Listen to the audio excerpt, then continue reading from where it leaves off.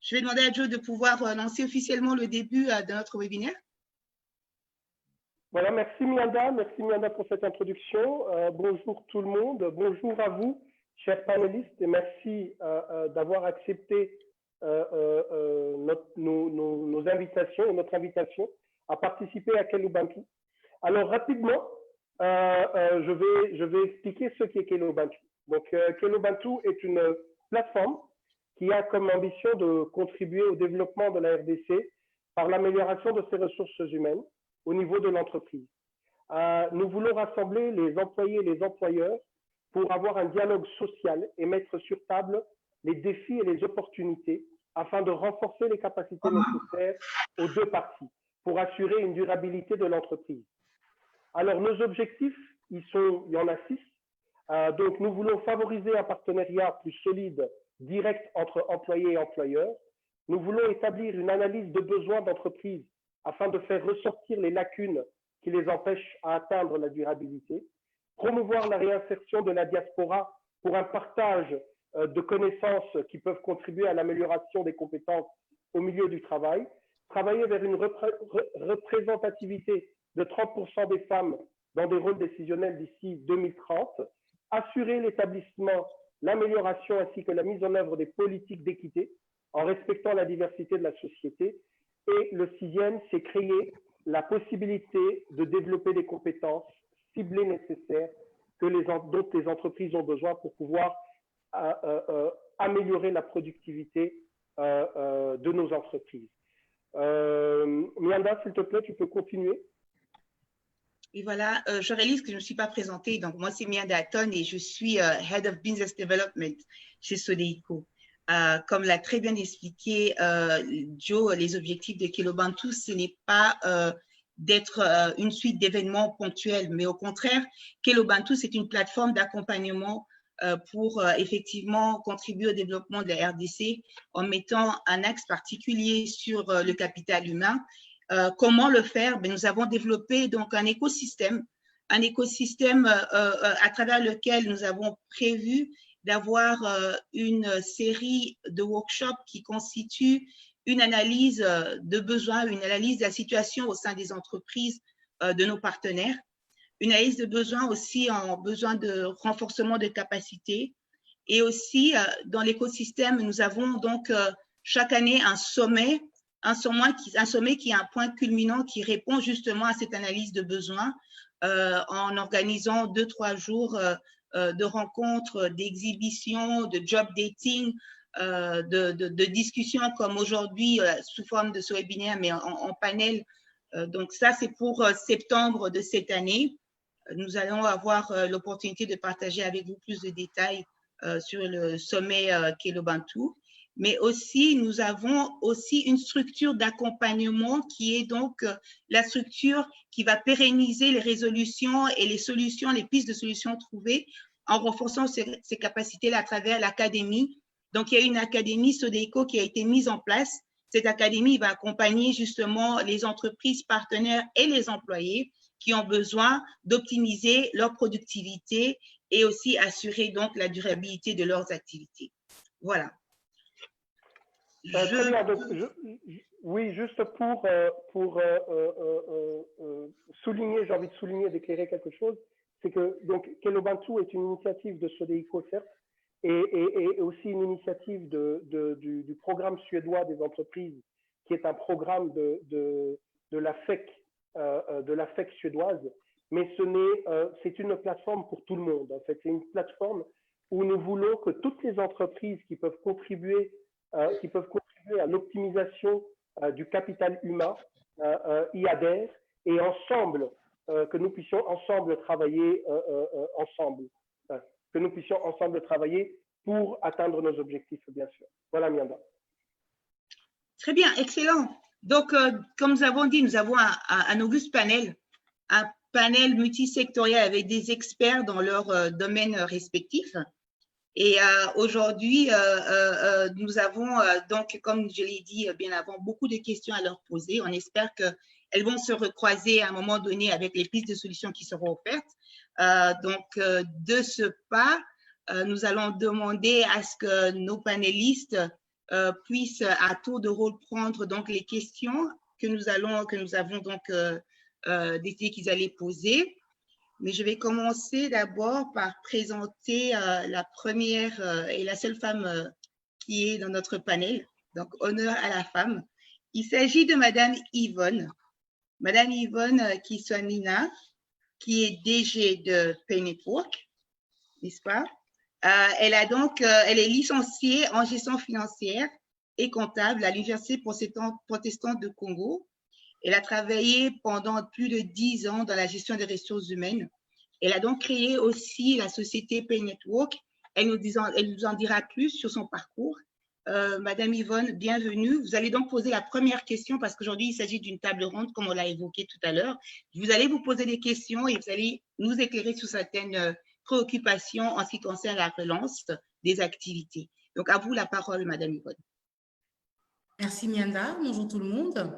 Donc, comme l'a dit Mianda, je suis donc Yvonne Kiswanina, CEO de la société Pay Network, qui se spécialise de manière générale donc, dans la gestion des ressources humaines et de manière particulière, notre cœur de métier, c'est la gestion de la paye.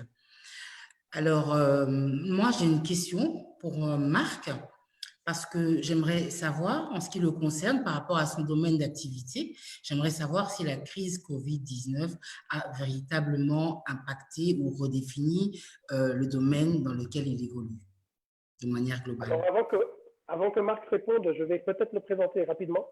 Donc, Marc Frère est directeur général du Pullman Accor RDC. Il est issu d'un parcours typique de directeur d'hôtel et travaille depuis 20 ans au sein du groupe Accor. Et il a vécu près de 50 ans en Europe et depuis bientôt 10 ans en Afrique, où il s'est enrichi tant personnellement que professionnellement. Marc est acteur ou témoin de plusieurs situations de redressement d'établissement et il va donc partager ses expériences au sein de ce webinaire. S'il vous plaît, Marc. Voilà, à vous la parole. Merci Joe pour cette présentation. Merci Yvonne pour la question. Bonjour à tout le monde. C'est un plaisir d'être avec vous et de pouvoir partager ces différentes opinions. Ce débat est plutôt très intéressant et certainement fort d'actualité. En fait, Yvonne me posait la question, est-ce que cette crise a impacté notre activité? Si je parle d'un chiffre 90% ou 90%, comme on aime dire ici, de perte de chiffre d'affaires, je crois que voilà, on a résumé en un chiffre et quelques mots l'activité, l'impact de l'activité. Mais ça, c'est notre activité à nous, notre chiffre d'affaires de l'hôtel. Ceci dit, on ne parle pas ici de l'impact causé sur tous nos travailleurs, sur tous nos fournisseurs, sur tous nos sous-traitants, nos clients. C'est vraiment, l'impact est colossal. Colossal. Les compagnies aériennes, les agences de voyage, les hôtels, je dirais, sont les trois secteurs sur le tertiaire, donc services naturellement, mais on est en plein dans la crise. On est vraiment, on souffre énormément. C'est très simple, les chiffres parlent pour eux-mêmes. Nous, ici au Pullman à Kinshasa, nous avons en fait confiné nos équipes depuis 3 mois. Ces équipes, on était 217 au départ, au début de la crise. Aujourd'hui, nous ne sommes plus que 33 personnes qui travaillent dans l'hôtel, confinées depuis 3 mois. Nous avons une bonne nouvelle hier soir en apprenant la réouverture, le déconfinement et la réouverture des restaurants. Donc, on va pouvoir rouvrir nos restaurants et nos bars la semaine prochaine. C'est une très, très bonne nouvelle. Ceci dit, la reprise, et ça, ce sera la seconde partie de la question, la reprise sera très, très longue. En tout cas, l'impact est gigantesque. Nous ne savons pas, nous ne voyons pas le bout du tunnel. Nous voyons, oui, un déconfinement, certes, ou nous voyons, oui, certes, aussi une levée de l'état d'urgence à court terme, ou du moins on l'espère. Mais les mots qu'on se pose aussi, les questions qu'on se pose, c'est y a-t-il un futur pour ce secteur? Pour beaucoup d'entre nous, il n'y a pas de futur.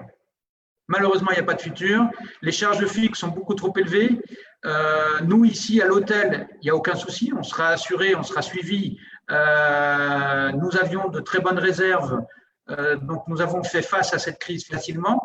Mais je pense à toutes les PME qui ont beaucoup plus de difficultés que nous, qui doivent payer leurs salaires, qui doivent payer leurs impôts, qui doivent payer leurs charges fixes, puisqu'il y en a toujours. Eh bien, ça, il y en a beaucoup qui vont partir, beaucoup qui vont fermer leurs portes et l'impact va être gigantesque. Gigantesque. Donc, oui, on a un impact aujourd'hui et oui, cet impact, plus la crise dure, plus elle aura un impact sur le long terme, le court, le moyen terme.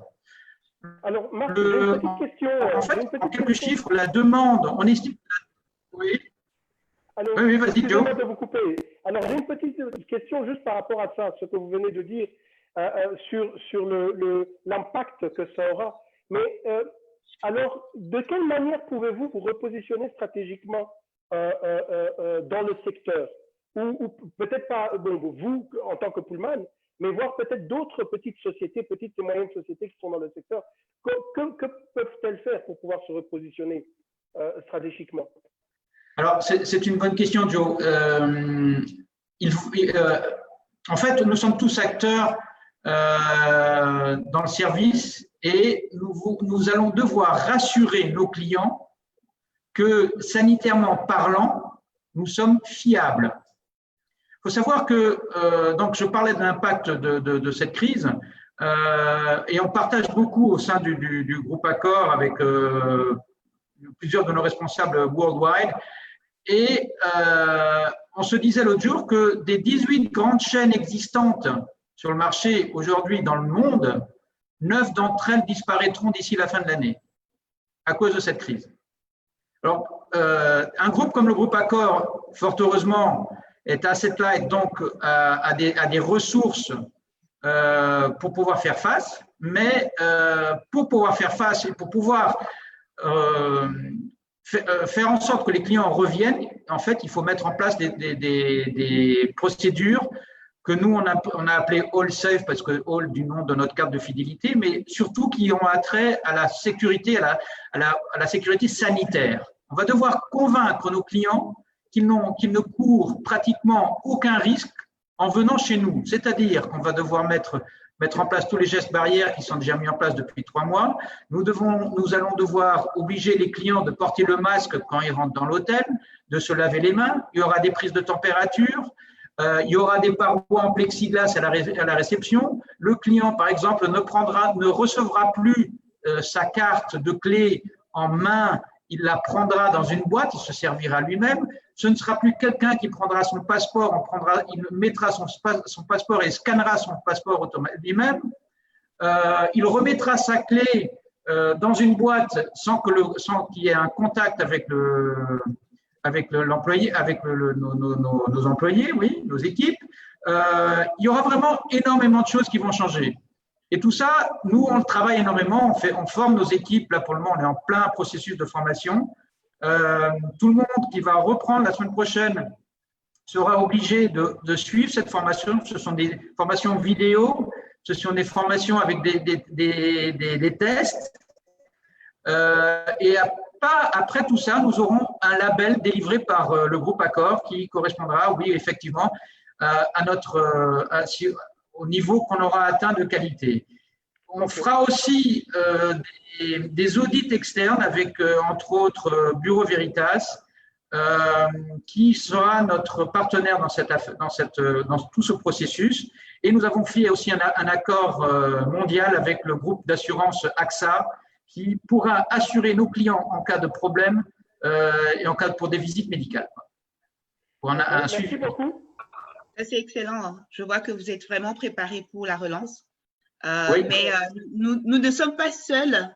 Nous avons d'autres panélistes que j'aimerais bien profiter pour les présenter. Donc, nous avons aussi parmi nous Monsieur Célestin Moukeba, qui est le directeur général d'Equity Bank ici en RDC. Monsieur Célestin a cumulé plus de 14 ans d'expérience dans le secteur bancaire.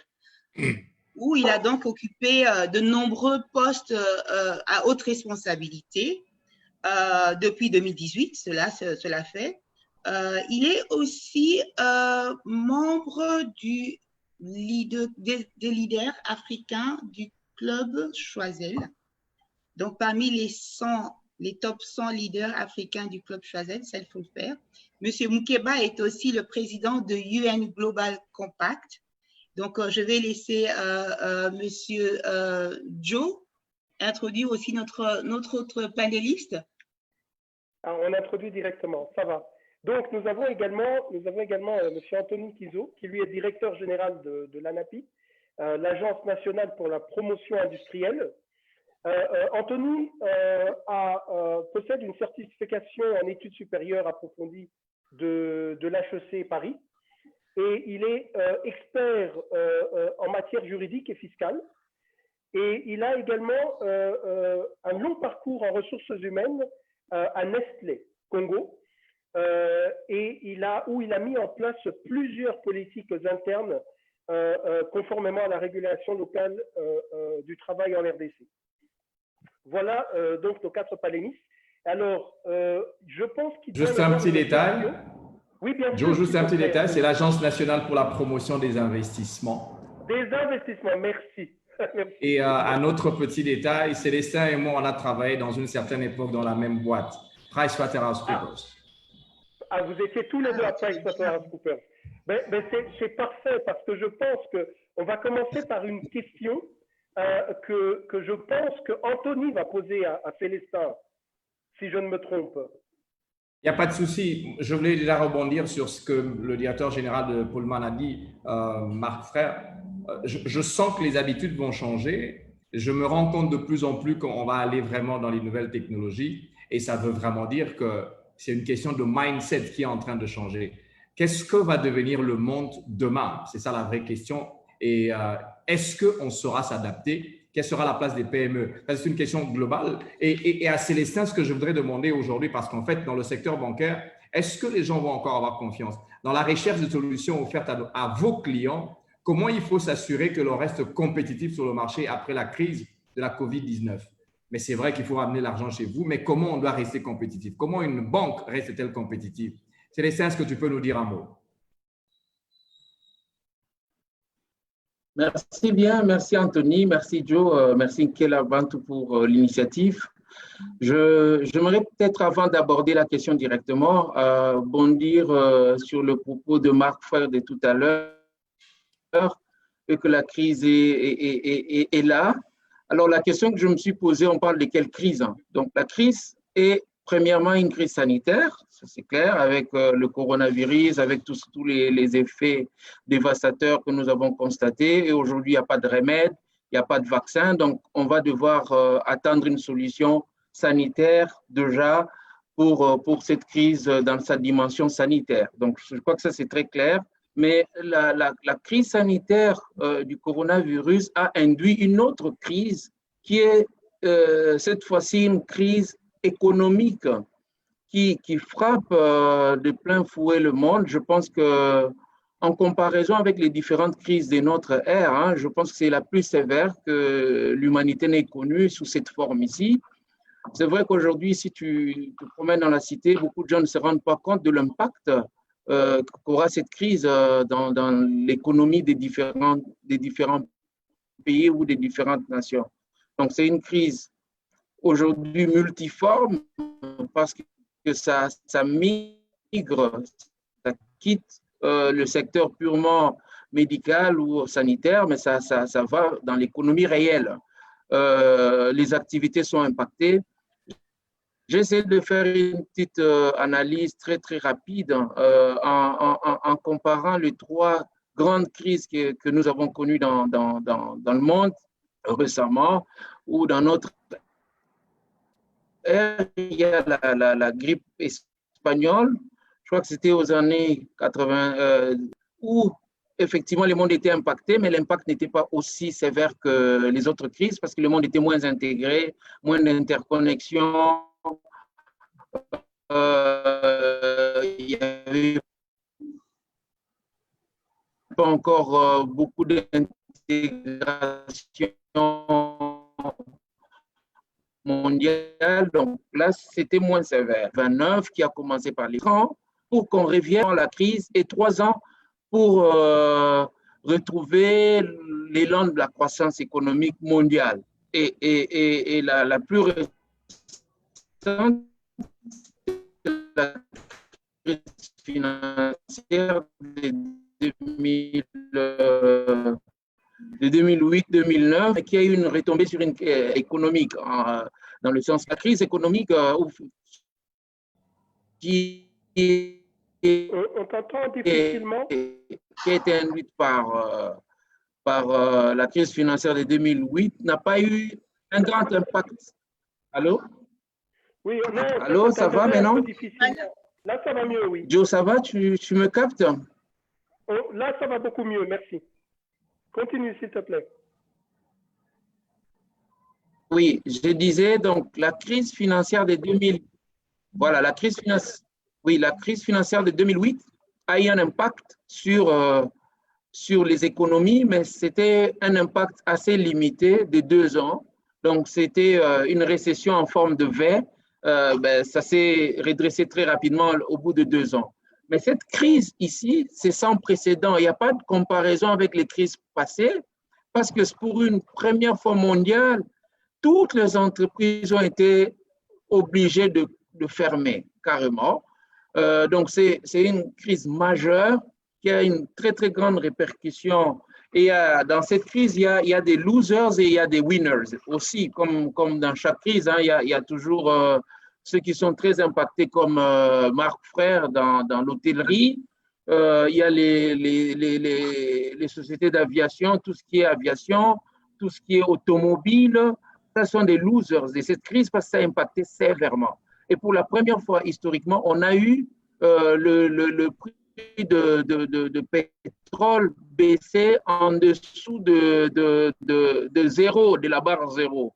On n'a jamais connu ça. Théoriquement, le pétrole n'en voulait plus, puisse s'en procurer. Donc, ce qui est un paradoxe. Donc, c'est une crise qui prendra du temps pour le redémarrage, pour la relance. Mais pour peut-être revenir très rapidement à la question d'Anthony, qu'est-ce qu'on va faire maintenant? Je crois que c'est important et Marc Frère a abordé la question en disant qu'on doit adapter nos activités aux contraintes actuelles. Ça, c'est un fait réel. Et les winners seront les entreprises qui auront très vite adapté leur stratégie, leur politique pour accommoder les gestes barrières. Ça, c'est déjà la survie. Il faut que les banques, les entreprises, que ce soit de l'hôtellerie, adaptent parce qu'on n'a pas encore aujourd'hui un médicament pour traiter la maladie, moins encore un vaccin. Donc ça, ce serait une obligation, une contrainte qui va de soi et il faut investir là-dessus. La deuxième dimension, je crois que dans la question d'Anthony, il a abordé, c'est d'aller dans le digital, d'aller dans les solutions qui réduisent le contact. Donc aujourd'hui, la crise, c'est une crise qui est due au contact parce que les gens se rencontrent, ils peuvent se contaminer. Donc ça joue, effectivement, il faut repenser l'activité économique ou le business pour accommoder cette nouvelle réalité. Donc, aujourd'hui, comme une alternative de cette crise, effectivement, il y a tout ce qui est télécommunication vraiment et même dans le domaine de la santé humaine et revenir un peu à la question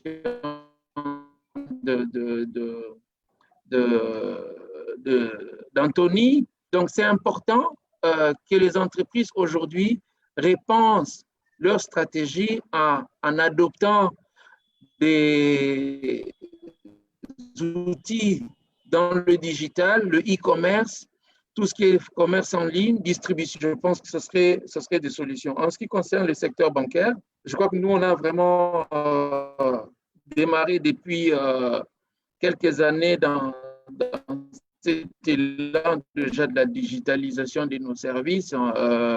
Aujourd'hui, nous offrons presque des dépôts de retrait. Nous avons investi énormément dans tout ce qui est solutions mobiles. Nous venons de lancer des actions visant à soit faire le chatbot, banking via le chatbot. Il y a plusieurs solutions. Donc, les entreprises qui vont très rapidement accommoder cette donne-là de l'intelligence artificielle, de tout ce qui est digital, de tout ce qui est numérique, je pense que c'est ça le trend d'aujourd'hui et ça serait des entreprises qui vont gagner. À l'instar du webinaire, par exemple, que tu organises, Joe. Permettez-moi beaucoup d'informations et ça répond à beaucoup de préoccupations. On parle de digitalisation. Depuis la crise, on n'arrête pas de parler de digitalisation et cela en même temps qu'on a cet engouement d'effectuer cette transformation, on a aussi l'anxiété par rapport à la place que ça va prendre par rapport aux besoins de ressources humaines. Ça, vous pourrez peut-être répondre à cette préoccupation parce que nous, employés, on se demande, ben, écoute, c'est bien d'avoir une digitalisation parfaite, mais est-ce que ça veut dire que demain, on n'aura plus besoin de ressources humaines? Donc ça, c'est l'une des questions. Mais aussi, vous avez parlé aussi des nouveaux produits, de l'adaptation que vous avez pu opérer au sein de votre banque. Et c'est très bien parce que la banque, on veut voir la banque comme un partenaire dans le temps de crise. Dans les temps de crise, on ne veut pas penser à la banque juste comme une plateforme de transactions financières, mais plutôt comme un accompagnateur. Alors, ma question est la dernière. Quelle est la proposition de valeur dans le cadre de la diversification des produits dans le contexte de la crise de la COVID-19? Alors, Mianda, je voulais aussi ajouter une question pour Célestin. C'est vrai que nous avons trouvé des solutions sur les aspects sanitaires. Et là, on parle de digitalisation, moins de contact. Mais moi, je suis au contact avec les différentes PME. Les PME, quand elles viennent vers les banques, ce n'est pas forcément l'aspect sanitaire. Et s'il faut rester compétitif au niveau de la banque, est-ce que vous allez avoir des solutions comme Mianda est en train de dire sur les produits? Est-ce que les taux d'intérêt vont baisser? Est-ce qu'avec le fait que vous aurez des flux financiers qui seront assez moindres, parce qu'en fait, il va y avoir beaucoup de PME qui vont aller à la limite disparaître. On est en train de parler de la diminution d'à peu près 40% des PME. Pour la France, on parle de 40% des PME d'ici la fin de l'année et en RDC encore plus. On n'est pas préparé à ça. Et la grosse question des PME dans notre pays quand elles viennent vers les banques, c'est le crédit. Est-ce que pour rester compétitif, vous allez revoir vos crédits pour permettre à ce qu'il puisse y avoir une relance dans l'économie? C'est aussi un des éléments qu'il faut aborder dans la question pour rester compétitif. Voilà un peu les questions à ajouter. Ok, très bien. Ben, beaucoup de questions en même temps. Oui, on a bombardé. C'est ça le dilemme d'être. Je pense que vous me captez 5 sur 5. Hein, la connexion est bonne. Il y a des fois, ça disparaît. Donc, essaye juste de parler peut-être. Oui, bien sûr, je comprends. Est-ce que vous m'entendez? On t'entend, Célestin. Allô? Là, oui. Oui. Bon. Joe, bon. On m'entend bien? Okay. Oui, très bien. Très bien. Bon, peut-être pour commencer par la question sur les… Oui, pour peut-être répondre à la question sur le personnel et la digitalisation, je pense que les innovations, les nouvelles technologies, on peut parler de la digitalisation aujourd'hui, tout comme quand on a parlé de la révolution agraire, tout ce qui vient n'induit pas forcément à la réduction des effectifs, mais plutôt à la reconversion du personnel. Je pense que nous avions tenté cette expérience il y a quelques années quand on a lancé notre premier distributeur automatique de billets et même la machine de dépôt, où au final, la fonction de caissier a été une question débattue, mais nous avons fait la reconversion du personnel pour les réorienter vers les solutions ou les services ou encore les différents postes qui requièrent d'autres types de compétences. Donc, je pense que ça ne conduit pas forcément à la réduction des effectifs en termes de nombre, mais plutôt à la reconversion, à la requalification du travail et alors la réorientation sur ce que les gens peuvent faire différemment. Ce qui apporte le digital, c'est qu'une organisation, la courbe va de façon exponentielle, pas de façon arithmétique. Donc, ça demande des nouvelles capacités qu'il faut mettre en œuvre au sein de l'organisation pour faire face à ces nouveaux défis qui sont générés. Je prends l'exemple, si on se lance dans le digital, il faut très vite renforcer les ressources dans le contrôle, renforcer les ressources dans tout ce qui est cybercriminalité. Donc, il y a pas mal d'autres types ou profils qui vont émerger après ce changement-là. Donc, pour le personnel, c'est aussi toujours un défi de se remettre à jour, d'être compétitif en tant qu'employé au sein d'une organisation pour être en mesure d'embrasser les différents changements qui arrivent. Le monde, c'est un monde changeant. Il faut se mettre à jour, ça c'est très clair. Et nous, au sein de l'institution, nous avons un département qui s'occupe du développement, vous qui êtes dans le domaine. Aujourd'hui, il est clair que les 10 ans, allô? Après, donc, je pense que ce sont des choses qu'il faut intégrer. La deuxième préoccupation en ce qui concerne les... Allô? Oui, là, on t'a ça va? On t'a perdu un petit moment, vas-y. OK. Désolé, parce qu'il y a des soucis de connexion. Je disais, à la deuxième question, c'est l'accompagnement des petites et moyennes entreprises. La banque reste à leur disposition et ce que nous avons fait, peut-être à titre d'exemple, nous avons décidé d'accompagner tous les PME pour qu'elles soient en mesure de rebondir après cette crise. Donc, nous avons allégé les conditions de repaiement, par exemple, des crédits pour ceux qui bénéficient de financement. On les accompagne avec des moratoires ou avec des périodes de grâce. C'est-à-dire, on leur donne la possibilité de ne pas payer pendant une année, pendant 2 ans. Donc, ce sont des solutions que nous avons mises en place pour accommoder cette clientèle petites et moyennes entreprises à se développer, à faire face à cette crise. Et ça, c'est le volet accompagnement de façon pragmatique sur le crédit qu'ils ont, mais aussi, il y a des activités que nous finançons. Comme je dis, quand on a une crise comme ça, il faut se poser la question, on se trouve de quel côté? Du côté des losers ou du côté des winners? Si on se trouve du côté des losers, donc les entreprises qui sont impactées négativement, quels sont les mécanismes qu'on peut mettre en œuvre très rapidement pour rebondir et rebondir très vite? Donc, c'est question de réfléchir très sérieusement sur la redéfinition, les pistes que je donnais, par exemple la digitalisation, peut être une solution. Mais par contre, si on est parmi les entreprises winners de cette crise, comme les domaines agricoles aujourd'hui, nous avons des équipes dédiées pour financer les activités qui tournent dans l'alimentaire, dans le secteur agricole, dans tout ce qui est secteur lié. On est prêt à accompagner. À un moment donné, l'économie va redémarrer. Je pense que c'est possible que même ces PME-là puissent survivre. Et la bonne nouvelle est que notre pays dépend largement. Allô? La bonne nouvelle est que le pays dépend largement des exportations de minerais.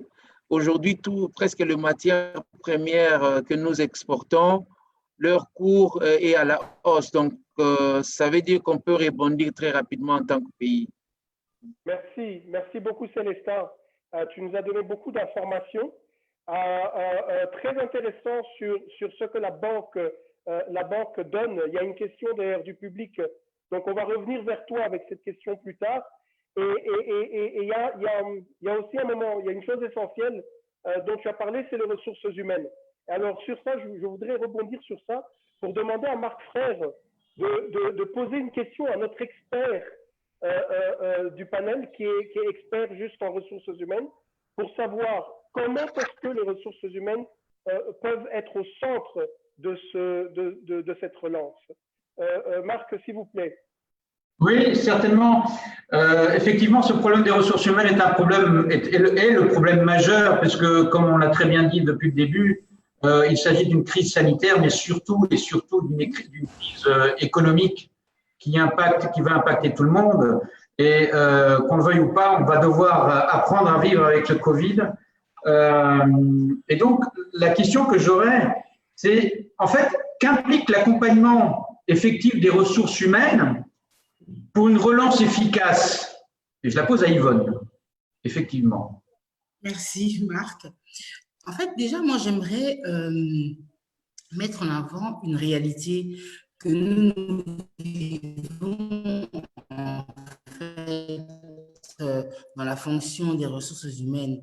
C'est qu'actuellement, la pandémie Covid-19 a ralenti, mais paradoxalement, nous, les acteurs HR, nous sommes justement sur les chapeaux de roue.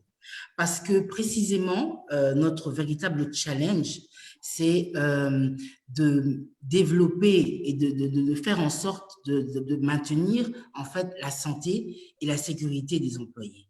Ça, c'est notre vrai challenge et cela implique donc une redéfinition donc, du système d'information et de communication aux employés et bien entendu la mise en œuvre d'actions préventives. Donc, ce qu'il y a ici, c'est que nous devons revoir notre manière de penser et de faire et de communiquer autour de cela avec nos employés lors de cette relance. D'où il y aura certainement, selon moi, une période de transition parce que déjà, le confinement aura ralenti ou bien changé la manière de fonctionner des employés. Ils auront peut-être un peu perdu ce sens de l'engagement qui était le leur avant le confinement. Donc, il faudra véritablement mettre l'accent sur la redéfinition d'une culture d'entreprise, rappeler aux employés les objectifs poursuivis, rappeler aux employés la stratégie mise en place et bien entendu leur rôle au sein de cette organisation à laquelle ils appartenaient initialement, mais de laquelle ils ont été un peu coupés parce que nous avons parfois tendance à constater que pour certains employés, les demeure seulement lorsqu'il y a contact physique. Et maintenant, il faut redéfinir les choses en tenant compte justement de cette pandémie et des réalités auxquelles nous devons impérativement faire face.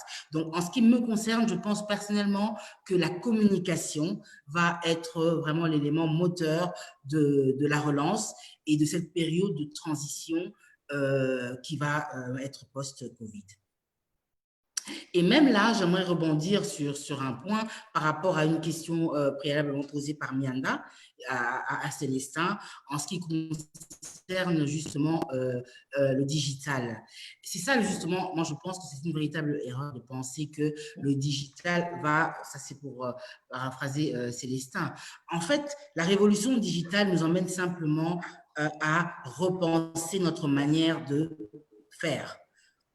Parce que cela redéfinit en fait une nouvelle forme de travail. Nous sommes amenés à travailler différemment et à faire les choses différemment en tenant compte justement, aujourd'hui, l'organisation va être plus horizontale parce que l'information va circuler de manière différente au sein de l'organisation. Mais encore une fois, j'allais dire que le rôle véritable de la fonction des ressources humaines ici, c'est de communiquer autour de cela pour expliquer et nous assurer que les employés finalement comprennent cette révolution, tout en, bien entendu, en leur rappelant les normes qui ont attrait à leur santé et à leur sécurité au travail. Alors, Yvonne, si je peux enchaîner, tout à l'heure, tu as bien évoqué, rebondi sur ce que Célestin avait évoqué en disant que la digitalisation n'implique pas, au fait, la réduction du besoin en ressources humaines. Et tu viens d'expliquer très clairement, c'est changer notre façon de faire. Et cela, au fait, va exiger que l'on puisse renforcer aussi les capacités de nos ressources humaines. Il faut qu'il y ait des nouvelles compétences pour pouvoir adhérer à ces transformations digitales et autres. Maintenant, dans ce contexte de crise de la COVID-19, comment s'assurer que les ressources humaines, notre personnel, reçoit justement le renforcement de capacités ou de compétences requises pour s'adapter à tous ces changements auxquels nous sommes en train de faire face? Alors, moi, j'ai presque envie de dire que le besoin en formation de nos employés, il est permanent. Ça veut dire que même dans un contexte normal où il n'y a pas de Covid, nous avons besoin en permanence de mettre à jour les compétences et les capacités de notre personnel. Alors aujourd'hui, ce qui va se passer, selon moi, avec la relance, il s'agira simplement de redéfinir d'autres formations, mais exactement de la même manière que dans le passé.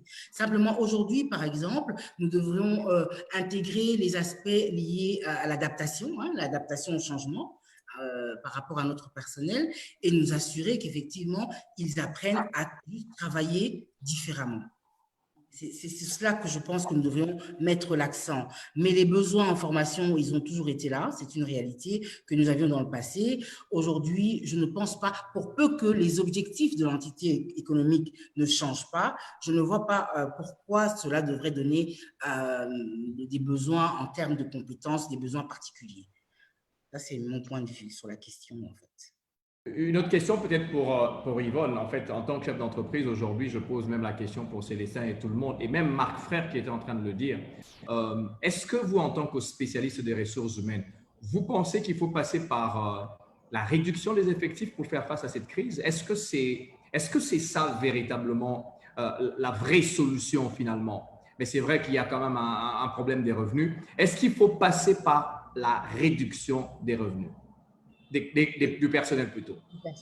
Alors, moi, je vais, parce que j'avais la parole, alors Joe, je vais me permettre de continuer. Vas-y. Alors, je vous avoue que, bon, déjà, il faut pas oublier quelque chose, c'est que dans notre pays, il y a tous les aspects réglementaires qui, aujourd'hui, font qu'ils sont interdits, les licenciements massifs et les réductions d'effectifs.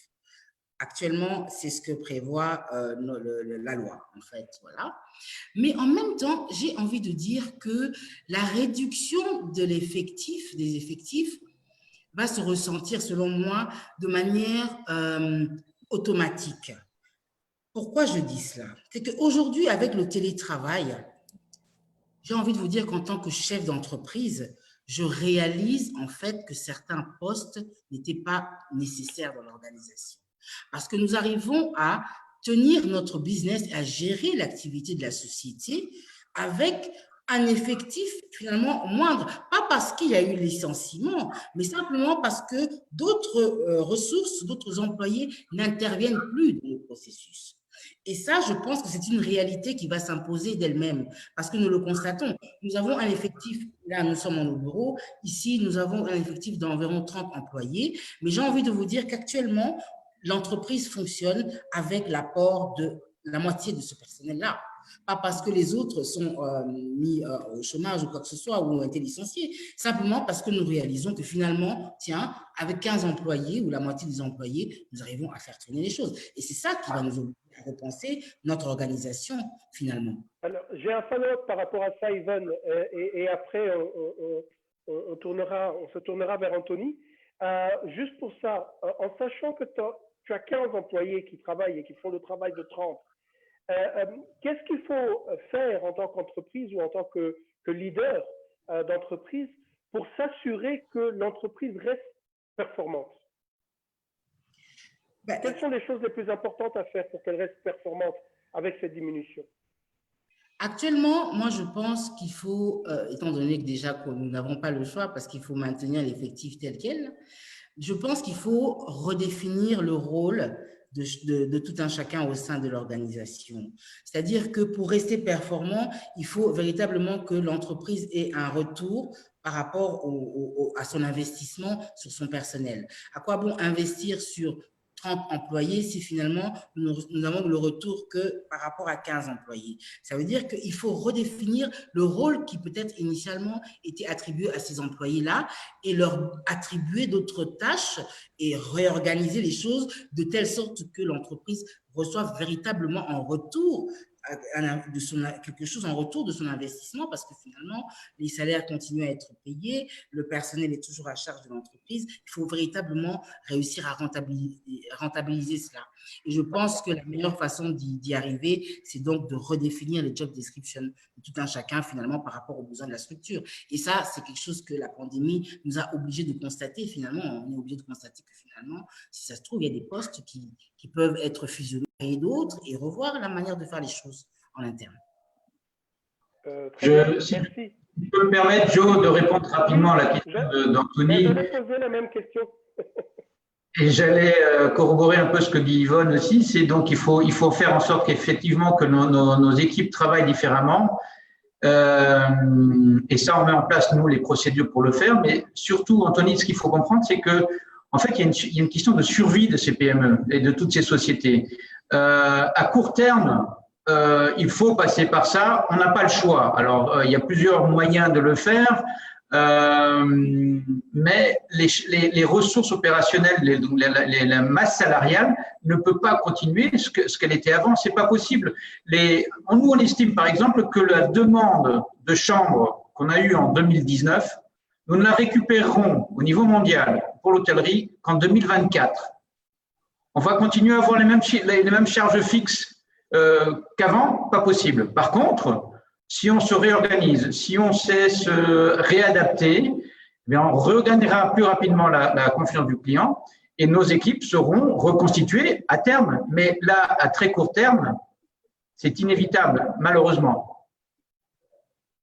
Alors, on va aussi permettre Célestin à poser une question à Anthony, vu que vous vous connaissez déjà, que vous avez évolué dans la même structure. Je crois que ça sera très fluide. Donc, on aimerait bien entendre la question. À vous la parole, Célestin. Très bien. Avant peut-être de poser la question, j'avais voulu intervenir sur le sujet précédent. Je pense que, comme Marc Frère l'a dit, il y a beaucoup de PME qui nous suivent. C'est important de regarder comment optimiser le charge pendant cette période de crise. Hein. C'est extrêmement important. Et des fois, c'est une question de survie de l'entreprise. Pour redémarrer, redécoller plus tard. Donc, ce sont des questions qui ne doivent pas être des questions taboues, ça peut être discuté, mais je dis, quand il y a des opportunités, on est dans une phase d'expansion, on recrute, hein, on peut recruter encore un grand nombre, mais ce n'est pas pour rien, par exemple, que le niveau de chômeurs ou de chômage a augmenté aux États-Unis, passant de 5 à 31 millions de personnes. Donc, ce sont une réalité que les entreprises font face pour survivre d'abord. Je pense que c'est inévitable, comme par exemple dans certaines structures, il faut réaménager les espaces pour accommoder cette nouvelle donne de la distanciation physique. Donc, ça va entraîner certaines conséquences aussi en termes peut-être des effectifs, dans certains cas. Mais l'ultime objectif, c'est que l'entreprise vive. Bon, peut-être pour revenir à la question pour Anthony. Oui, Anthony est le responsable de notre miroir au niveau du pays. Face à cette crise, qu'est-ce que la RDC peut faire pour redynamiser son image de marque? Et puis, qu'est-ce qu'on peut faire pour rassurer les investisseurs aujourd'hui à continuer à investir au Congo? Quelles sont vos recettes que vous préparez au niveau de la NAPI? Merci beaucoup, Célestin. Je pense que, allez, à la limite, tout ce que nous sommes en train de faire est en train de participer à l'image de marque de la RDC. Ce webinaire est en train de montrer au niveau international que la RDC n'est pas seulement un pays où on est en train de rester en train de ne rien faire. Il y a des gens qui réfléchissent. Si Joe Mupondo avec Sodeiko existe et si Yvonne avec Pay Network existe, ça veut dire que les investisseurs se disent qu'il peut y avoir une prise en charge du personnel, externaliser les coûts. Mais allez, je l'ai dit dans un des posts que j'avais fait très récemment, cette crise d'abord sanitaire est en train de prouver que nos politiques publiques sont en train de subir un vrai test de solidité. Et ça, nous devons le savoir. Et pas seulement les politiques publiques, même les entreprises dans leurs plans stratégiques qui ont été à la limite faits sur 3 ans, 4 ans, 5 ans, elles sont en train de voir que, bon voilà, on n'avait pas prévu un cas de force majeure. Et donc, on est en train de se repenser. On a parlé de reconversion, on a parlé de s'adapter et ça, c'est très important. Et aussi, on est en train de voir qu'il y aura une vraie difficulté d'attraction des investissements directs étrangers, non seulement pour la RDC, mais pour la plupart des pays en Afrique subsaharienne. Je me compare, nous, RDC, avec les pays subsahariens, mais aussi en Afrique en général, mais pas seulement en Afrique, mais dans le monde entier. Tout le monde va d'abord chercher à consolider les investissements domestiques et ensuite voir si les pays qui constituent des vrais IDE peuvent venir en RDC, peuvent venir en Afrique. Je reste convaincu que l'Afrique va rester le lieu de prédilection pour que les pays puissent pouvoir se mettre dans des bonnes conditions. Et ça, c'est très important. Et aussi, il y a une nécessité pour les économies de se doter des plans d'urgence. Ça, c'était un tout petit peu le contexte. Si je dois revenir sur ce que Célestin a dit, quels sont aujourd'hui les indicateurs majeurs? Déjà, les indicateurs majeurs, c'est que la RDC et cette crise est en train de présenter une opportunité réelle. La crise ne doit pas être constituée comme étant un véritable obstacle, c'est une opportunité réelle. Si on se met dans cette position-là, les indicateurs majeurs du climat des affaires, malheureusement, c'est ce qui s'est passé aujourd'hui dans notre pays, surtout dans la ville de Kinshasa, contribue à donner une image négative. Mais un investisseur sérieux, lorsqu'il veut venir ici, est-ce que la sécurité est là? Est-ce que l'environnement des affaires est bien là? J'ai tendance à dire oui pour la RDC parce que nous sommes en train de grimper avec les différentes réformes. Il y a quelque temps, le gouvernement a validé une batterie de réformes, donc une feuille de route gouvernementale. Ça veut dire que tous les ministres sont aujourd'hui attachés à cette feuille de route et donc doivent faire en sorte qu'il puisse y avoir des résultats. Ça, c'est un élément qui est assez important. S'il y a 15 ans, il y a 20 ans, il y avait un problème de facilité et de transparence de certains textes, je ne dis pas qu'aujourd'hui, nous avons cette vraie facilité et transparence totalement vraie, mais il y a quand même une évolution qui a été faite. Aujourd'hui, on peut créer une entreprise en quelque temps. C'est vrai qu'il y a des difficultés là-dessus. Aujourd'hui, il y a une fiscalité qui est de plus en plus… on commence quand même à se dire qu'il y a une e-fiscalité, donc c'est-à-dire qu'il y a du télédéclaration qui se met en place. Il y a une réduction de coûts qui est en train de se mettre en place. Il y a la souplesse aujourd'hui de certaines règles qu'on est en train de voir quand on regarde le code de l'urbanisme qui va bientôt avoir, probablement à la fin de l'année, je reste optimiste, et l'instauration d'une certaine des infrastructures modernes aujourd'hui avec les télécoms. On est en train de voir quelles sont les solutions. La preuve, on a une réunion au Zoom aujourd'hui, ce qui n'a pas vraiment été quelque chose qui était en vogue, même si certaines entreprises le faisaient, mais aujourd'hui, ça devient véritablement en vogue. Alors, si je dois revenir sur la parafiscalité, on va bientôt, et on a d'ailleurs un guichet unique de déclaration et paiement d'impôts et cotisations sociales qui se fait au niveau du centre des impôts. Yvonne ne va pas me contredire aujourd'hui les différentes déclarations pour payer les cotisations sociales, impôts. Et ça, c'est en train de se mettre en place. Quand je parle de Yvonne, je parle de Joe aussi. Et je parle de Célestin qui, à un certain moment, lorsqu'il doit signer, il se rend compte qu'au même moment, on paye et l'IPR, et la CNCS, et l'INPP, et l'ONEM aussi. Donc, c'est-à-dire qu'on a déjà réduit le fait qu'il puisse y avoir un seul employé et qu'il va faire ses déclarations en un seul jour. Sur le renforcement de la sécurité juridique, je pense qu'on peut donner un certain nombre d'éléments. La désignation de l'autorité compétente qui était chargée de poser la formule exécutoire sur les arrêts de la Cour commune juridique et administrative au niveau de la Cour commune de justice et arbitrage d'Abidjan. C'est un simple élément, mais nous, aujourd'hui, on a validé cet élément et c'est un greffier qui va le faire. Et au niveau du commerce extérieur, nous avons un guichet unique intégral du commerce extérieur qui est en train de préparer et qui aujourd'hui peut recevoir beaucoup de choses. Tout le monde connaît Ségus et tout le monde voit ce qu'il est en train de faire. Ce sont des facilités qui existent en matière d'importation.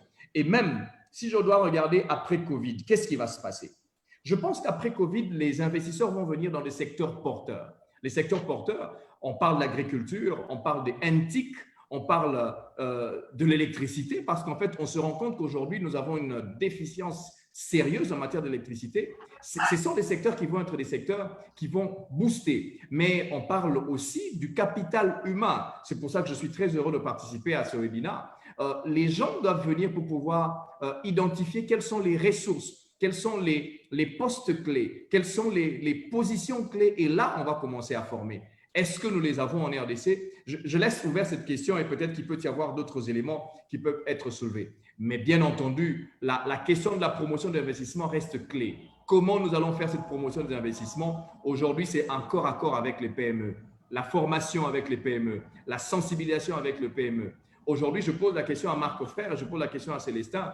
Et ça, la question quand j'ai demandé la réduction des postes, est-ce que les PME sont suffisamment aguerries pour voir qu'elles doivent réduire les postes pour pouvoir maintenir le business? Et nous sommes en train de réfléchir à ça. On a vu le ministre de PME dernièrement. On va bientôt avoir un partenariat avec l'OPEC parce qu'on va soumettre cela. C'est dans ces optiques-là qu'on va aller dans la promotion des investissements domestiques. Et bien, des investissements étrangers, on va leur dire que le pays est ouvert. On a parlé des minerais tout à l'heure avec Célestin, mais il n'y a pas que les minerais. On a l'agriculture qui reste un vaste chantier. On a l'électricité qui reste un vaste chantier. On a la santé qui reste un vaste chantier. Lorsque nous regardons les infrastructures sanitaires, on a besoin d'argent là-dessus. Et ça, et j'ai toujours dit que dans le secteur sanitaire, on aura toujours de l'argent, peu importe la pandémie, peu importe la crise, parce qu'il y aura toujours des gens qui veulent aller à l'hôpital, toujours des gens qui auront besoin des médicaments. Et je laisse ouvert cette question-là. Voilà, Joe, ce que je pouvais dire sur la question de rassurer les investisseurs et comment on va créer l'image de marque. En fait. Merci beaucoup, Anthony. On va bientôt laisser la parole à un des participants pour poser une question à Marc. Mais avant cela, je vais prendre une question qui vient d'un autre participant, à toi, Anthony, qui s'appelle Félix Baengenga, je pense, et qui demande, juste sur base de tout ce que tu as dit, y a-t-il des mesures incitatives que l'ANAPI va mettre en place suite à ce Covid? Y a-t-il des mesures que l'ANAPI va mettre en place pour juste pouvoir faire venir les investisseurs privés, qu'ils soient de l'extérieur comme de l'intérieur du pays? Allez, pour inciter en fait à l'investissement, n'est-ce pas? Merci beaucoup. Il y a quelque chose qu'il faudrait savoir. L'ANAPI ne met pas en place des mesures incitatives. L'ANAPI coordonne les différentes réformes sectorielles et fait en sorte que ces réformes arrivent à aboutir à devenir des lois et qui deviennent des mesures incitatives. Alors, qu'est-ce que nous avons déjà initié? Nous sommes à la base de la feuille de route qui a été mise en place. Déjà, sous la coordination de son Excellence Madame la Vice-Première ministre au plan, nous avons eu ce qu'on appelle des mesures urgentes. Quelles étaient ces mesures urgentes? Par exemple, nous avons vu une TVA qui a été à la limite exonérée pendant un certain temps sur certains produits. Ça ne peut pas être sur tous les produits. Nous avons vu qu'on ne pouvait plus taxer, je vais dire, les pénalités de recouvrement étaient assouplies, étaient carrément annulées pour un certain temps. Mais nous sommes en train d'aller vers autre chose. J'ai vu une question de Patrick Précara. Quelles sont les mesures exceptionnelles? Nous sommes en train d'imaginer une sorte d'amnistie fiscale sur 2 ans pour des petites PME, les MPME, pour permettre à ce qu'à un niveau de la couche sociale des PME, qu'il puisse y avoir suffisamment de résistance pour remonter vers les PME. Et les amnisties fiscales, ça fonctionne assez. L'abolition, par exemple, de la patente pour les gens qui se retrouvent au marché, les coiffeurs, les tenanciers de bar, ça, ce sont des éléments que nous sommes en train déjà de pouvoir imaginer. Et ça, c'est des éléments importants. Un autre élément, c'est un partenariat avec les banques. Et ça, j'avais parlé à Célestin, il va s'en souvenir. Comment on peut déjà commencer à avoir certains promoteurs qui viendraient et avoir ce qu'on appelle une sorte de passerelle privilégiée et avec des conditions privilégiées pour faire que les PME puissent avoir un business plan adapté au Covid et que la banque puisse se dire, puisque vous êtes passé au niveau de l'ANAPI, vous aurez des exonérations et donc voici le taux d'intérêt que nous allons faire en termes de réduction. Voilà un peu ce que nous pouvons dire comme mesure particulière et exceptionnelle à la question de monsieur qui a posé la question tout à l'heure. Merci beaucoup Anthony. Alors on va passer la parole à un des participants, Serge Mumbou, qui avait une question pour Marc Frère. Allô Serge, est-ce que vous nous entendez? Oui, je vous entends très bien. Merci Serge. Posez votre question. Ma question était pour savoir, par rapport à Marc Frère, je vois que maintenant il y a la fermeture des frontières et aussi Kinshasa isolé et avec l'extérieur, mais aussi avec l'intérieur.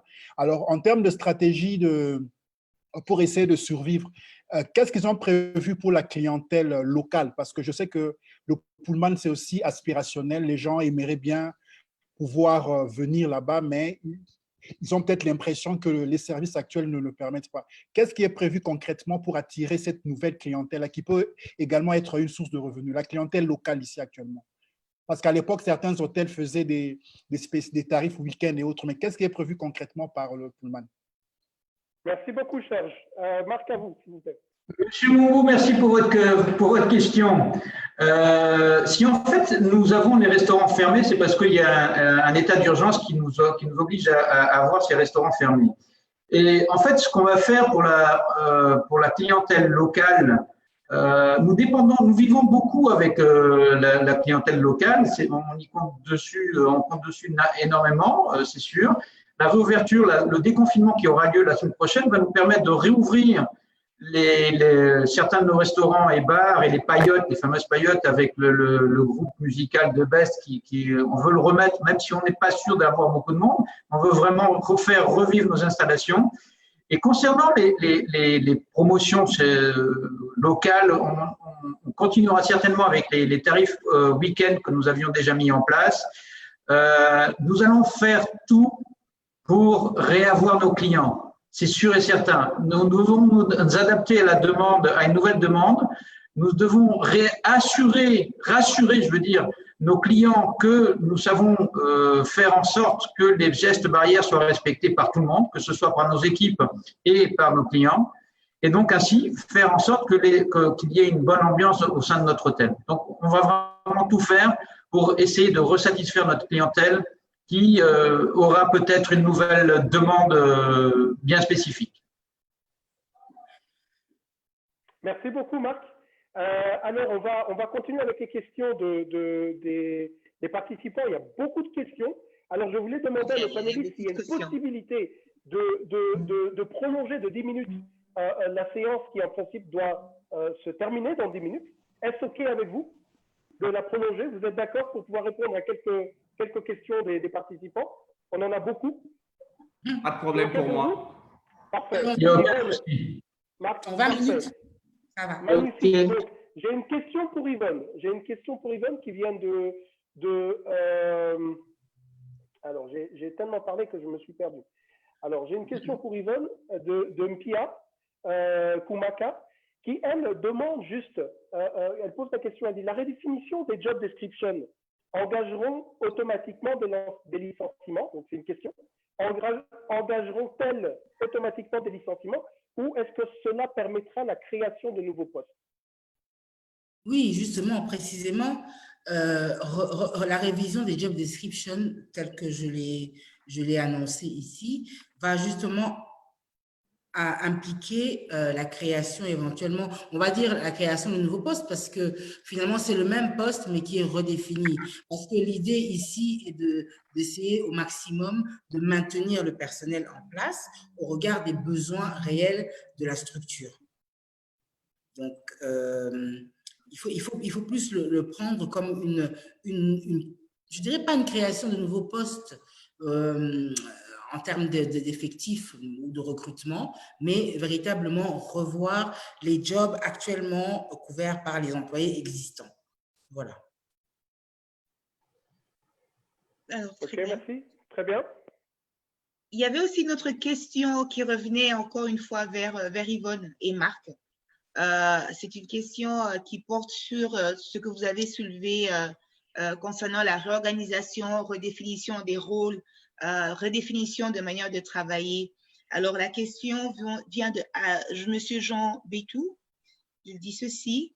Vous parlez de la réorganisation des entreprises dans le job description. Ainsi, d'autre part, de la loi de la République interdit le licenciement massif. Dans ce contexte, doit-on appeler les travailleurs à revoir leur contrat initial entre les parties concernées ou bien faut-il mener un plaidoyer au niveau du gouvernement pour obtenir des fonds nécessaires pour atténuer donc les effets les besoins de licenciement et autres?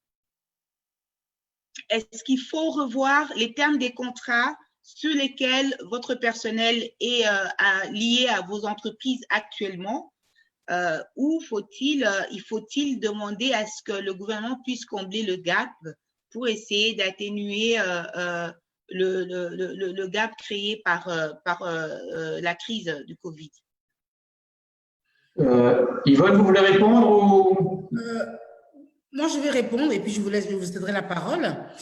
Alors, déjà, moi, je pense que les relations ou les conditions contractuelles des employés parce que généralement, en vertu du contrat de travail, qu'est-ce qu'il est dit? Il est dit que l'employeur a la latitude d'assigner à l'employé tout travail qu'il estime correspondre à ses compétences ou à ses capacités. Donc, je ne pense pas que la relation contractuelle employé-employeur est impliquée ici.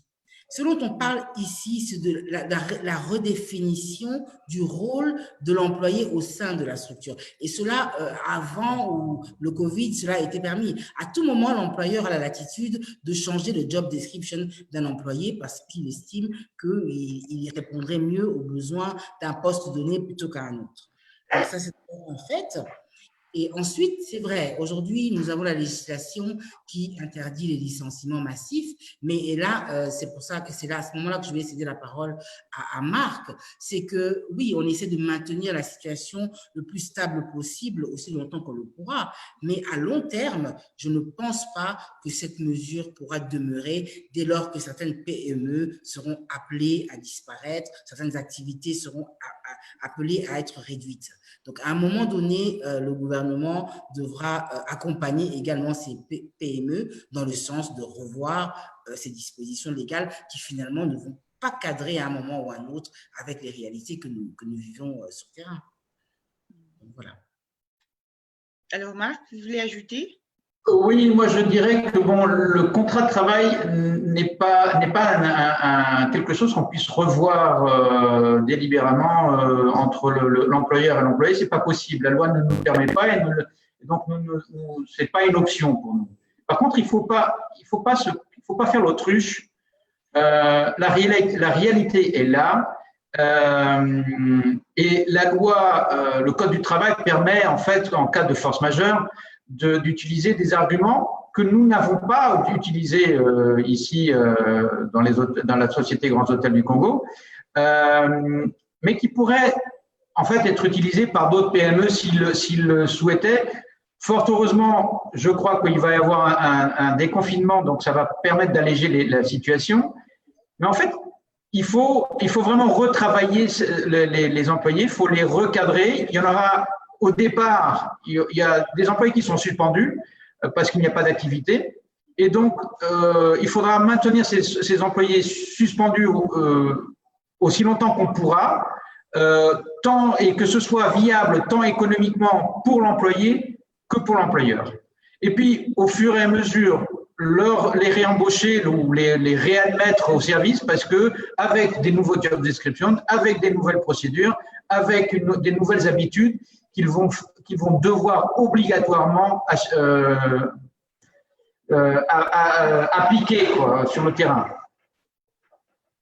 Très bien, donc voilà, la réponse est là. Mais il y a encore une autre, tu me permets, Joe, il y a cette question, il y a tellement de questions, en fait, l'audience est vraiment intéressée. Il y a beaucoup de questions, c'est vraiment une thématique qui préoccupe tout le monde. Donc, la question, elle est dirigée vers M. Célestin. Elle vient encore de M. Mumbu. Et vous avez parlé tout à l'heure de l'accompagnement aux PME, donc des mesures que vous avez prises pour essayer d'alléger un peu la tâche ou la casse aux losers, comme vous avez essayé de les définir. Alors, la question portait sur le taux de crédit. Y a-t-il une démarche au niveau de l'ACB pour une concertation avec la Banque centrale pour la baisse des taux d'intérêt, idéalement à zéro? Je ne sais pas si c'est trop optimiste pour soutenir les PME dans le contexte de la crise. Donc, il a bien insisté au taux d'intérêt à zéro. Est-ce une possibilité à envisager dans le contexte de la crise Covid? Très bien. Merci beaucoup pour la question. Je pense que l'accompagnement, comme j'ai dit tantôt là, ça consiste à accompagner, à donner la possibilité aux PME de rebondir après cette crise. Je crois que ça, c'est le plus important.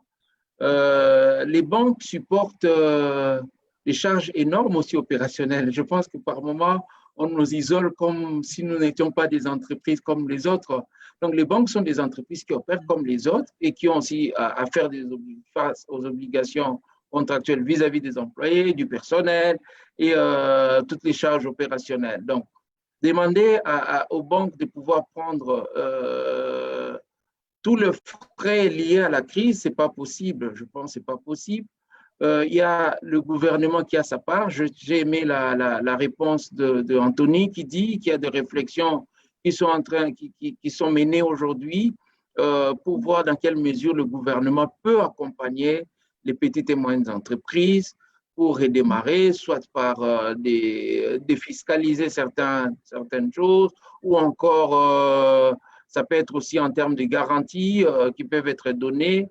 Le taux est fonction de risque. Je pense que dans le contexte de la crise, on est tous d'accord que le risque augmente pour tout client parce qu'il y a beaucoup d'activités qui certainement ne vont plus exister et les banques sont censées provisionner, subir déjà des pertes liées aux provisions qui seront constituées pour tous les crédits qui seront en souffrance. Donc, mais par contre, avec la Banque centrale du Congo, qui est l'autorité, un tas de mesures qui a été prises pour accompagner le client, par exemple, pénalité zéro pour ceux qui tombent en arriéré, parce que j'ai compris que Serge a voulu qu'on parle de zéro. Donc, zéro, il s'agit de pénalité, mais les intérêts, je pense que ça devrait se capitaliser parce que la banque, d'autre part, fait face aux obligations des déposants. Il y a des déposants qui nous ont confié leurs avoirs pour lesquels ils sont rémunérés. Alors, donc, ce sont des engagements contractuels que les institutions ont je pense que ça exercerait énormément de pression. C'est la faire face à ces défis parce qu'au client, on demande qu'il ne puisse plus repayer peut-être pendant une année. Il faut que la banque prenne des dispositions pour assurer la pérennité, la continuité des activités via une liquidité qui doit être efficace, qui doit être mobilisée à l'interne, soit par plusieurs mécanismes. Donc, je pense que demander aux banques d'appliquer les taux zéro, oui, ça peut être faisable si le gouvernement accompagnait différemment les institutions, que ce soit PME ou des banques. Mais pris de façon en tant qu'opérateur économique, c'est quand même un poids que les institutions financières ne peuvent pas porter d'emblée. Mais pour peut-être terminer, des mesures d'accompagnement existent bel et bien. Il y a des clients qui sont accompagnés en termes de délai de grâce, en termes de moratoire, c'est-à-dire ils ne payent rien pendant toute cette période de crise. On leur donne l'occasion de capitaliser sur ce qu'ils font pour rebondir et redémarrer leurs activités. Et on est prêt à financer des activités aujourd'hui qui sont des activités porteurs, un peu qui se développent bien, un peu comme Anthony l'a dit, l'agriculture. Il y a pas mal d'activités que nous finançons aujourd'hui et on est prêt à continuer à faire ce travail-là. Merci beaucoup, Célestin. On va donner la parole à un autre participant. Donc, il nous reste 10 minutes. Je demande aux participants d'être très courts dans leurs questions. On va donner la parole à Nathalie Kaboué. Pouvez-vous vous mettre sur un mute, Nathalie, comme ça, pour poser votre question? Nathalie Kaboué, vous êtes sur mute? Vous m'entendez, Nathalie? Si vous ne répondez pas, je vais devoir passer, je vais devoir donner votre, voilà. Allô? Alors, Nathalie est toujours sur mute, donc on va rapidement passer à la prochaine personne qui est Mania Riche. Alors, Mania, est-ce que vous m'entendez? Pouvez-vous vous mettre sur un mute et poser votre question? Oui, bonjour. Ma question est la suivante. On a remarqué que dans les règlements et les communiqués des autorités ces derniers temps, le mot télétravail apparaît souvent. Et évidemment, on s'est tous mis en télétravail pour la plupart d'entre nous, mais en même temps, on voit que le concept de télétravail n'existe pas encore dans notre code du travail. Alors, ma question va, je crois, vers M. Anthony. en termes de droits comparés, on sait que le télétravail figure dans d'autres lois. Est-ce qu'il ne serait pas temps de rapidement aussi essayer de se mettre à jour à ce niveau-là, parce que les modalités de télétravail ne sont évidemment pas toujours comme celles d'un travail physique en bureau. Il y a d'autres contraintes, il y a d'autres impératifs, et il faudrait qu'on puisse se mettre donc à jour avec cette législation-là et aller vers une législation qui discute et qui met en place le télétravail. Voilà, c'est ça la question. Merci, Mania. Vous y pensez déjà, en fait, c'est ça la question. Voilà. Merci beaucoup, Anthony, Mania. avant de répondre, s'il te plaît, je vais te donner la parole à quelqu'un d'autre, qui est Hugues Baucher, qui lui aussi a une question pour toi.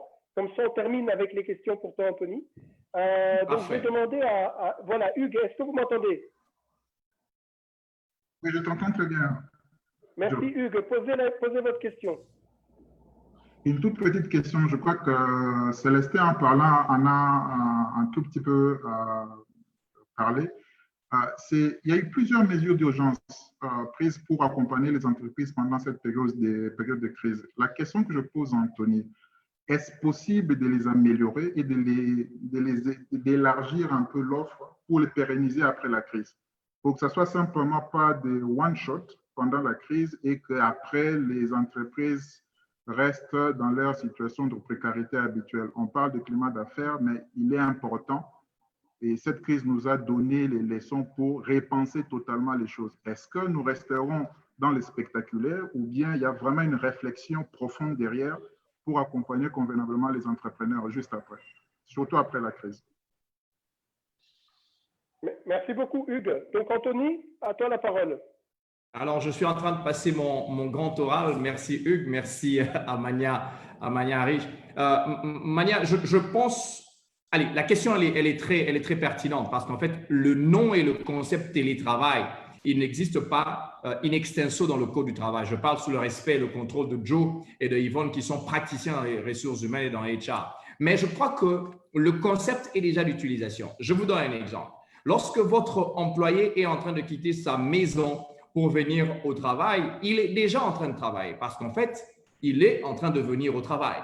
Si quelque chose lui est arrivé, on va appeler, si un accident lui est arrivé, on va dire que c'est un accident de travail parce que le matin, il est en train de quitter son poste, sa maison pour venir au travail. Et s'il quitte son lieu s'il quitte le bureau, donc son lieu de travail, pour aller chez lui, et il y a un accident qui se passe, on dira qu'il y a un accident de travail. Et ce sont ces petits éléments qui nous permettent de dire que le concept déjà de la personne qui n'est pas physiquement au bureau, qui n'est pas physiquement à son lieu de travail, allez, mais c'est vrai, c'est quand même vrai qu'il faudrait y réfléchir. Et donc, cette pandémie est en train de nous enseigner qu'on doit s'adapter. Est-ce qu'il faut mettre carrément le concept télétravail pour pouvoir prévenir des litiges de travail qui vont arriver demain? Parce que moi, la réflexion est derrière en disant, lorsqu'un employé va vous dire à cause de ce Covid, il est en train de tousser juste quelques minutes et il vous appelle et dit « je ne sais pas venir au travail ». Qu'est-ce que vous faites?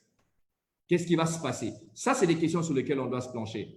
Aujourd'hui, avec un taux d'électricité qui est pratiquement déficient et il vous dit « je ne sais pas me connecter » et vous attendiez quelque chose de lui qui est assez pertinent.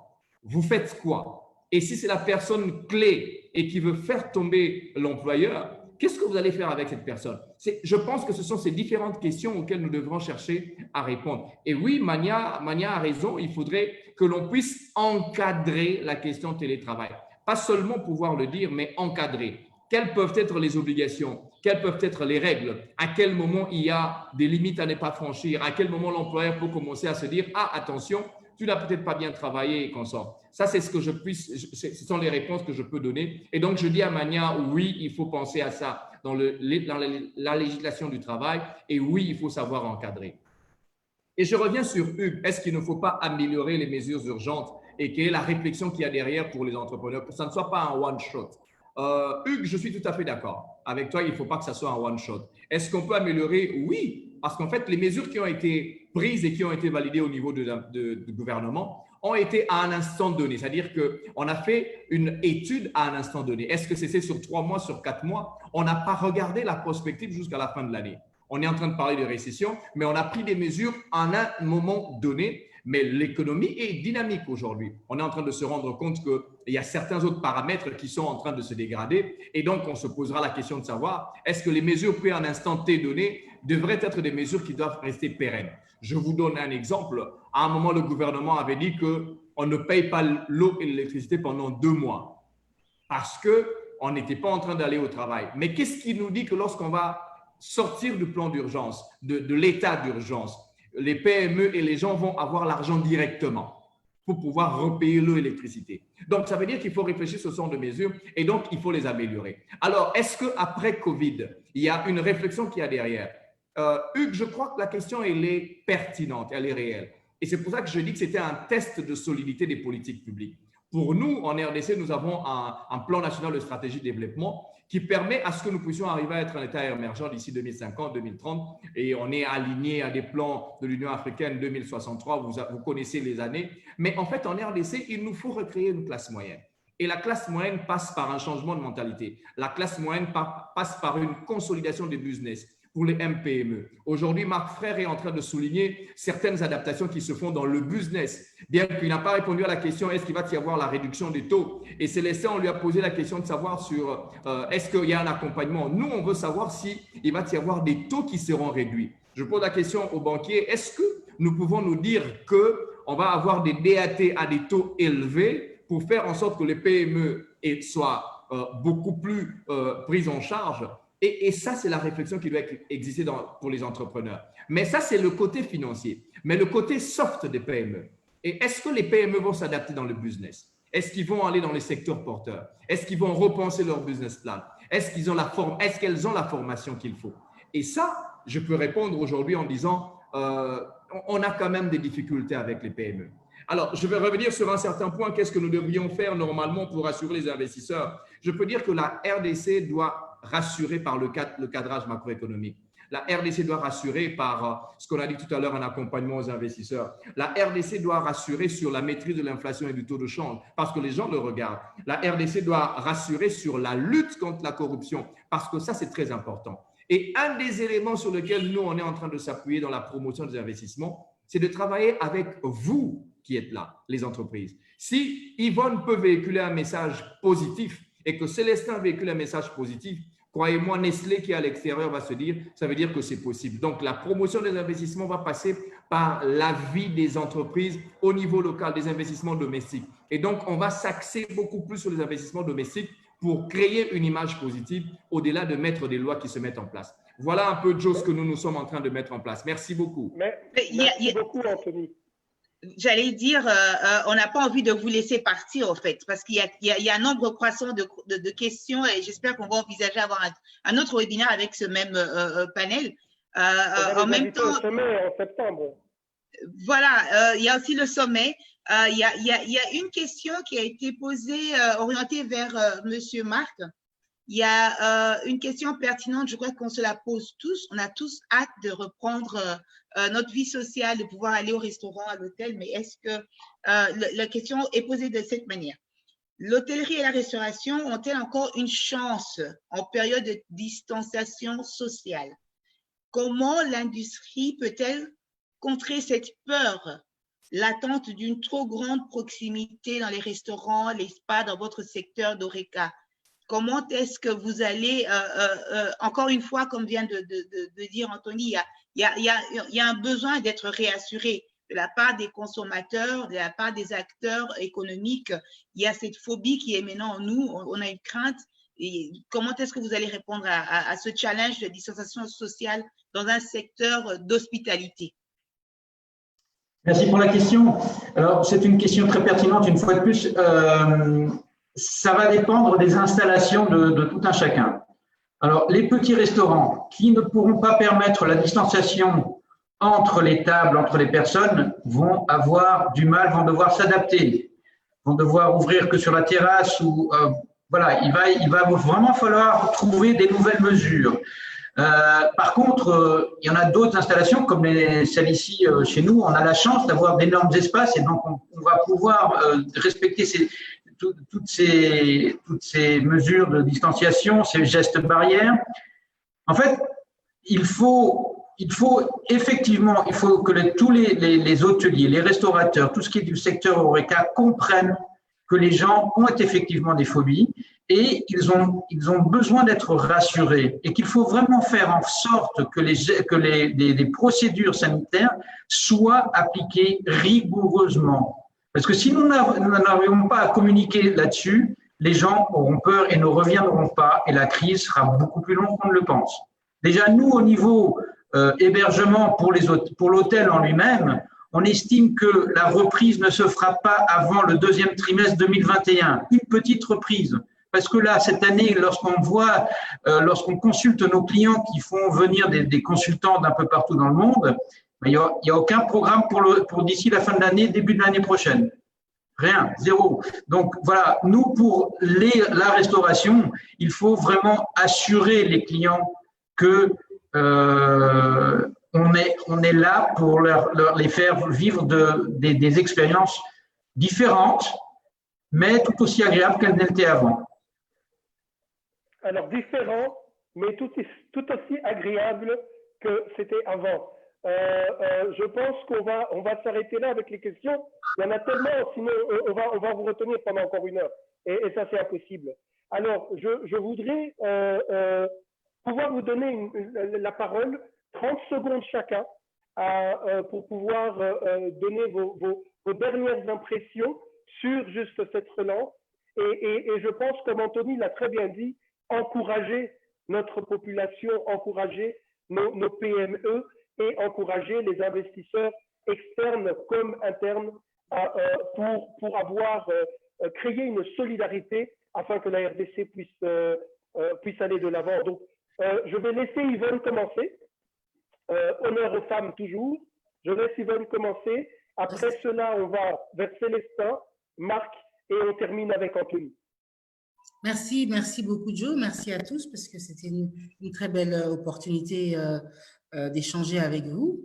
Et en fait, moi, j'aimerais mettre l'accent en tant qu'acteur dans la gestion des ressources humaines, j'aimerais mettre l'accent sur un concept qui finalement est de notre responsabilité en tant que gestionnaire des ressources humaines, mais que nous avons tendance à mettre de côté et à reléguer au second plan parce que finalement, on estime que les objectifs sont ailleurs. Et ça, cette pandémie Covid nous le rappelle, c'est de revenir dès la relance, dès qu'on va relancer nos activités, à nos plans de succession. Parce que c'est maintenant que l'on réalise finalement qu'à tout moment, on peut perdre des ressources et qu'il faut en permanence veiller et assurer la pérennité de nos entreprises et de nos entités économiques respectives. Donc, il faut véritablement se concentrer sur nos plans de succession pour redéfinir des stratégies dans des situations comme celle-ci pour pouvoir continuer nos business respectifs et éviter les surprises comme ça va être le cas pour beaucoup d'entreprises sur le marché. Donc, voilà. Merci Yvonne. Célestin.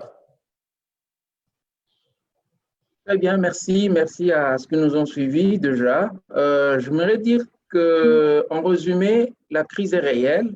Donc, les entreprises ou les pays seront secoués, mais ça donne une grande opportunité pour la RDC de redécoller et pour les PME ou les entreprises qui opèrent en République démocratique du Congo de repenser le modèle économique ou leurs interventions au niveau du pays. C'est vraiment une vraie opportunité. Nous dépendons largement des importations. Il est temps de repenser à cette équation-là et ce paradigme pour corriger ça une fois pour toutes. Je pense qu'Anthony, le gouvernement aura Anthony certainement, qui est le porte-parole de tout ce qui est investissement au niveau de la RDC, pourra prendre ses plaidoyers, qu'on retourne, qu'on repense le paradigme de l'économie congolaise. Je pense qu'il y a possibilité de dépendre moins aux importations et de commencer à produire localement. Je crois qu'il est plus que temps. Cette crise peut nous donner cette opportunité-là et ça sera gagnant pour tout le monde. Je pense que si je vois Marc Frère les commandes ou même qu'il place à l'international pour faire venir des biens et services ici, si on a une industrie locale qui prend de l'ampleur, ça devrait être un bon démarrage pour notre économie. Donc, peut-être pour terminer aussi en termes d'accompagnement, les institutions financières comme nous, on est là pour accompagner ces changements avec des financements adaptés, bien sûr, sur les secteurs qui sont porteurs. C'est important de le dire et de le souligner, mais nous avons investi énormément dans tout ce qui est digital pour aider aussi les entreprises à se connecter dans le digital. Ce n'est pas seulement les services bancaires que nous offrons, mais aussi des plateformes que nous mettons à la disposition des petites et moyennes entreprises pour faire éclore le commerce en ligne, par exemple, dans notre pays et pour faire développer des entreprises dans ces domaines-là. Merci, Célestin. Merci Marc, bien. s'il vous plaît. Alors, moi, j'ai un message qui se veut optimiste. C'est vrai qu'on est dans la crise, mais il y a un lendemain. Et le lendemain, il arrivera tôt ou tard. Nous, par exemple, nous avons des projets. Et on est sous la construction de 3 nouveaux hôtels, un Kinshasa, Lubumbashi, Kolwezi. Nous avons aussi des projets pour un Ibis qui est en cours avec nos partenaires locaux. Ce n'est pas Accor qui investit, ce sont des partenaires locaux, ce sont des investissements locaux. Nous avons aussi ici, par exemple, au niveau du Grand Hôtel, nous avons fermé la tour pour la rénovation de la tour. Les travaux de rénovation pour en faire un superbe hôtel, de nouveau ce qu'il était, et ce qu'il a toujours été, seront prêts. Normalement, ces travaux seront finis en fin 2021 ou les premiers trimestres 2022. Ce sont de gros travaux qui devraient commencer encore cette année. Donc, on n'a pas, c'est pas the end, c'est to be continued, je dirais. To be continued, parfait. Anthony. Anthony, tu es en mute. Anthony, tu es en mute. Alors, je dis merci Joe, merci à tout le monde de l'opportunité que vous avez donnée à l'ANAPI. En fait, je ne suis qu'un porte-parole de beaucoup de gens derrière moi. Donc, ce que je dis, c'est aussi un peu leur message. Et si je peux dire ces choses, c'est parce que derrière, il y a eu des gens qui ont préparé ça. Et je voudrais simplement dire aux différentes PME qu'il y a là, n'attendez pas beaucoup du gouvernement. Ça, c'est très important. Il nous faut sortir des sentiers battus. J'ai suivi hier à la télévision et j'ai suivi une vidéo qui passait. Il y a un sourd-muet qui a mis en place, je parle bien d'un sourd-muet, qui a mis en place une petite sorte de petite machine qui va moudre le pondu et au niveau de la Tchangou. Je voudrais dire à quelqu'un que c'est possible. C'est possible pour nous, Congolais, avec juste un peu d'amour, de pouvoir changer la destinée de cette nation. Sortons des sentiers battus. Imaginons des choses. Cela est possible. Ce ne sera pas facile. Investir n'est pas facile. Ce n'est pas seulement dans le contexte où on a la crise sanitaire, mais investir n'est pas facile. Un jour, peut-être Yvonne parlera de son parcours, un jour Célestin parlera de son parcours, mais sortons de ces sentiers battus pour que nous puissions avoir cette nation pour laquelle nous sommes en train de rêver. 60 ans après, on se pose toujours la question de savoir si nous sommes un État, si nous sommes une nation. Et je crois qu'on devrait l'être. Sortons des sentiers battus. Agissons pour cette RDC afin que nous puissions dire RDC et Lokomakasi. Merci beaucoup, Anthony. Moi, je suis avec toi. C'est bon. Tu m'as convaincu. Merci beaucoup à tous les panélistes. Merci Yvonne, Marc, Anthony, Célestin, Nkelo Bantu. C'est juste ça. C'est pouvoir dialoguer, pouvoir échanger, pouvoir trouver des solutions ensemble. Nkelo veut dire ruisseau, Bantu c'est l'humain, donc c'est ressources humaines. Ici pour nous, c'est effectivement de pouvoir mettre l'être humain en avant, que ce soit en idée, comme en travail, comme en renforcement de capacité, pour pouvoir atteindre de pouvoir atteindre tout ce que vous avez dit en termes de succès pour notre nation. Alors, rapidement, je veux aussi remercier tous les participants, bien sûr. Merci à vous tous, vous étiez nombreux. Rendez-vous dans 2 semaines, le 8 juillet, où nous allons continuer à parler contribution, nous allons continuer à parler relance, mais cette fois-ci, nous allons demander à la diaspora quel est son rôle et comment est-ce qu'elle peut contribuer au succès de la RDC, comment peut-elle faire en sorte que RDC aussi soit Eloko Amakasi, comme Anthony l'a très bien dit. Nous devons tous travailler ensemble. Encore une fois, merci et au revoir. Et bien sûr, bon, on espère tous vous retrouver au sommet en septembre, 25 au 27 septembre 2020. Merci et au revoir. Ciao. Merci à tous, au revoir. Merci Mianda, merci beaucoup Mianda, ma co-animatrice bien sûr, pour ton travail merveilleux. Ce fut un plaisir et un honneur.